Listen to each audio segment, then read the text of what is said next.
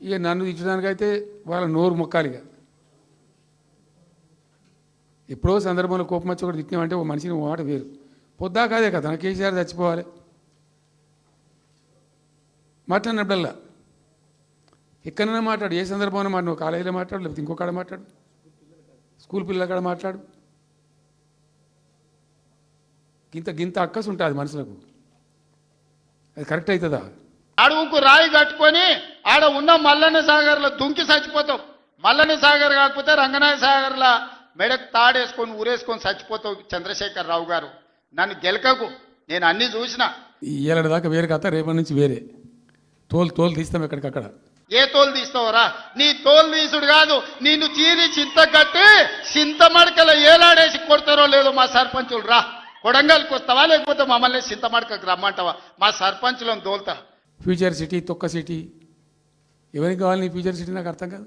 నేను ఆడ future city కడుతున్నాను అంటే తొక్క తోలు ఎవడో వంతారను బొంతారను పెడతారు. ఈ జూ పార్క్ కొంచెం ఆడ పెడతారట.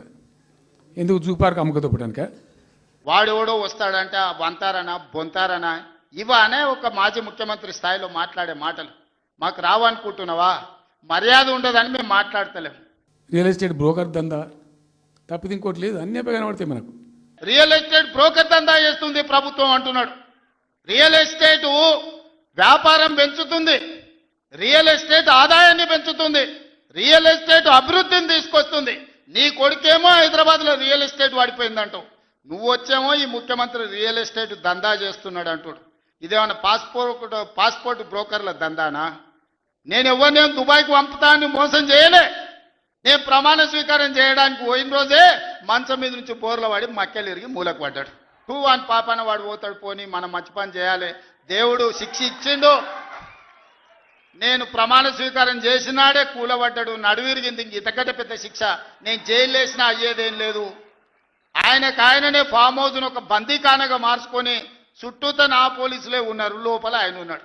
చెర్లపల్లికి పంపించినా చెంచల్గూడకు పంపించినా గదే అవుతుంది కదా. ఇక తిండి బరువు నాకు ఎక్కువ అవుతుంది. అదొకటి. లోపల చెర్లపల్లి చెంచల్గూడ పెడితే ఆయన తిండే తినికి మళ్ళీ ఆయన ఏదైనా కావాలంటే అది అయితే సర్కార్కి ఎక్కువ ఖర్చు అవుతుంది. తిండి ఆయన సంపాదించేది ఇన్నా ఫామ్ హౌస్లే ఒక బందీఖానగా పెట్టుకొని చుట్టూతో మన పోలీసులే పహారా కాస్తున్నారు.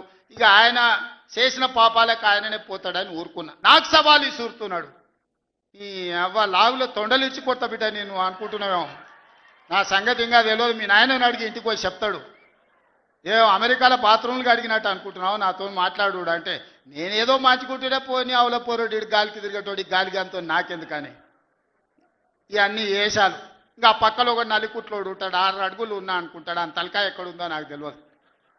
కేసీఆర్ వచ్చి గర్జించిందంట, గర్జనకు నేను పోయి లోపల దాచుకున్నంట. ఇక కేసీఆర్ గర్జనలు గర్జించినట్టు లేవురా నాయన.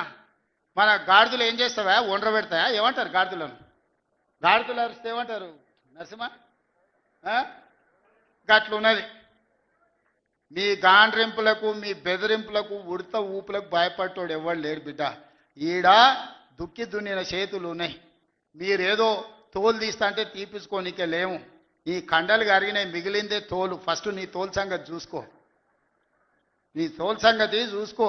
ఊర్లో మాకు తెలుసు, ఊర్లల్లో నాటుకోళ్ళు ఉంటాయి కదా, కోని కాల్చినాక మనం మంచిగా కాల్చి తోలు తీసి పసుపు పెడతాం కదా, మంచిగా తోలు తీసి పసుపు పెడతారు బిడ్డ మా కొడంగల్లోళ్ళు. నువ్వేదో తెలివితేటలు అనుకుంటున్నావు. ఈ తమాషా మాటలు, ఈ అతి తెలివితేటలు కట్టిపెట్టుకో.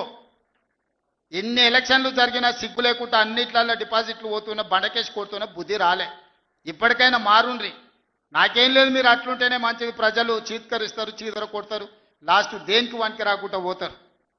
కాకపోతే ప్రతిపక్షమే లేదు తెలంగాణలో అని బయటకు పోతే ఇజ్జత్ పోయేటట్టు ఉన్నది. అదొక్కటే నా చింత.